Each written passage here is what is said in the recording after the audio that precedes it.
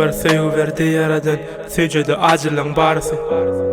Söymek sen, gülmek sen, senmen ömrümün manası. Gözümün ağası karası, tenimin azası yarası. Sensizlik iki dünyanın arası, sarsırıya ruhumu ayrılık narası.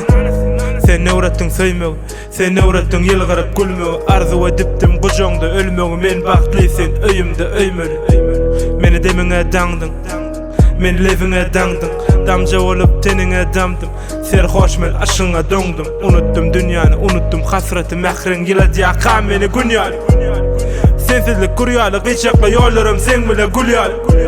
Sen gözümün göryanı, senin özgü gözlerim koryal. Yapık göryalı, senin ahili söğüşümü göryan mı? Arzu eten düşümü göryan, sen bile bolundu men bilen. Seni söyleyen can bilen, ten bilen, viyaneti bilmen, onu çen bilen. Sen söyleyen korsakta oraya, ergede kovan, içime çekimde dem bilen. Sen yaradanın soğudu, sen korsağımı en bilen. Soğudu, sen yaradanın bana beri soğudu. Sensizlikte ana kalbim soğudu. Yaradanın bana beri soğudu. Soğudu, yaradanın bana beri soğudu. Sensizlikte ana kalbim soğudu. Yaradanın bana beri soğudu. Soğudu.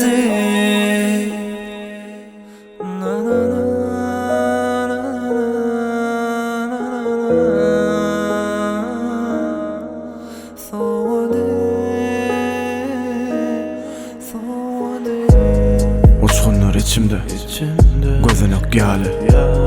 Yekelik demimde, tövürük yali. Har sorup, hovlukken sana. Köyünü yarı, yürü kara. Köngülüme yenezi ağı salar. Bulutları, kanatlar bağlar. Barasım gelye sen yanına. Kicicek yürekte giyinlik yok. Sensiz köpölye zehirleri. Ucuğuma sengenle umman deyin. Coşuyun tolkunlar yali. Gitme söygüdün, gitme söygüdün. Gitme gözümdün, gitme gözümdün. Sensiz bana ömür yok. Soğudu, sen yaradanın bana beri soğudu. Sensizlikte ana kalbim soğudu.